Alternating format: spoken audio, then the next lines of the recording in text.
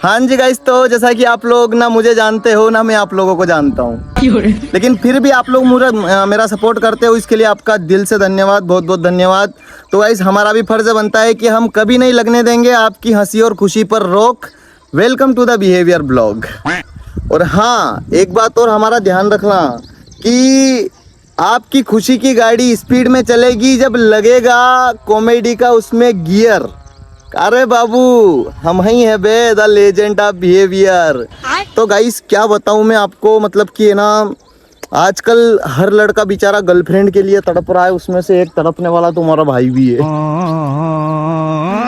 तो भाई साहब ऐसा है कि पूरी दुनिया जानती है कि मेरी कोई ना कोई गर्लफ्रेंड है, पर आज तक मुझे ही नहीं पता है कि वो कौन है और कहाँ रहती है। अच्छा जी। भाई साहब पता चले तो मुझे बता देना यार।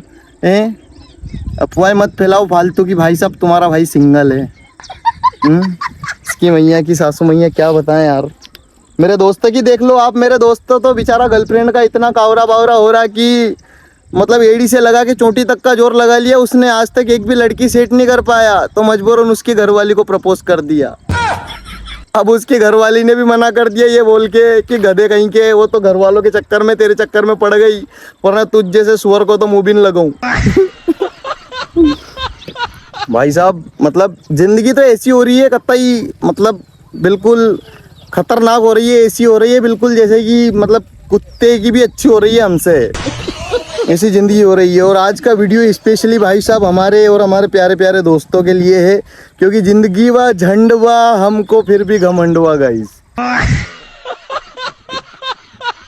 हमारे दोस्तों का जिंदगी झंडवा और फिर भी घमंडवा पूरा पूरा।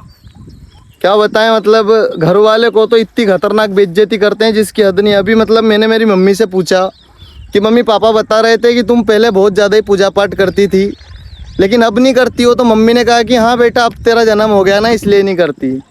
भाई साहब खुश हो गया मैं, बिल्कुल आसमान में चला गया, खतरनाक उड़ गया हवा में कि मेरी मम्मी मेरे को भगवान से ज़्यादा मानती है। वो तो मम्मी ने अचानक बोल दिया कि इतनी पूजा करने के बाद भी तू ही मिला, तो भगवान से भरोसा उठ गया।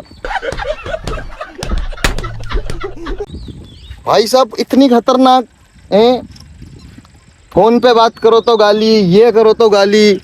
मतलब देखो विदेश में मम्मियों के सपने होते हैं, विदेश की मम्मियों के सपने होते हैं कि उनकी औलाद कुछ बड़ा करे, कलेक्टर बने, मिनिस्टर बने, प्राइम मिनिस्टर बने, कमिश्नर बने, पुलिस वाली बने, मतलब एक से बढ़ के डॉक्टर बने, इंजीनियर बने। और हम भाई साहब हमारी मम्मियों के विशेष सपने होते हैं। वो सपने ऐसे होते हैं कि ये ट्रैक्टर को निकल जाने दो फिर बताता हूँ। तो भाई साहब मतलब विदेश में मम्मियों के सपने होते हैं कि उनकी औलाद कुछ बड़ा करे, इंजीनियर बने, डॉक्टर बने, कोई पुलिस वाली बने, कुछ भी।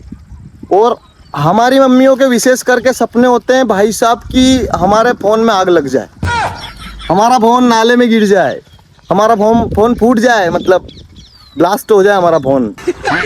भाई साहब क्या करे रे, जिंदगी वह बहुत झंडवा बे, समझ में ही नहीं आ रहा कुछ यार। अभी एक दिन के बताऊं भाई साहब, घर आया, मेरी मौसी का फ़ोन आया, मैंने मेरी मम्मी को दे दिया। दिन भर मौसी से बात, शाम को, सुबह, दोपहर में, रात में, भाई साहब बिल्कुल 24 घंटा फ़ोन। और जब भी सुनेंगे यही सुनने को मिलेगा, हाँ बहन सुना क्या हालचाल।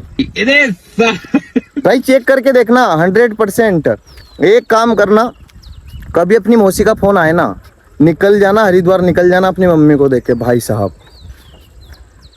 आओगे 2-3 दिन बाद फिर भी यही मिलेगा, हाँ बहन सुना क्या हालचाल। भाई साहब मौसी ने दुखी कर रखा यार हैं।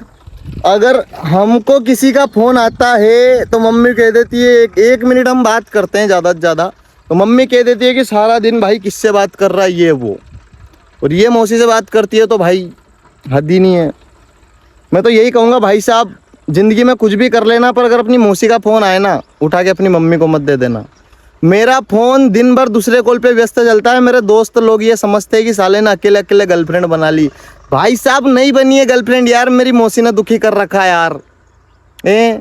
मतलब 2-2, 3-3 घंटे तक ये बहनें पता नहीं क्या बात करती है।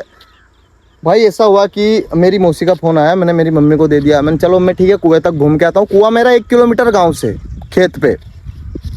खेत में घूमने के लिए आते ही सुना, हाँ बहन सुना, क्या हालचाल। भाई साहब 2 घंटे से क्या कर रहे थे? हालचाल नहीं सुना है 2 घंटे से? तो भाई साहब हम लड़कों की जिंदगी में इतनी परेशानी है, हम गर्लफ्रेंड के लिए तरसते हैं और फिर एक उम्र के बाद शादी के लिए तरसते हैं।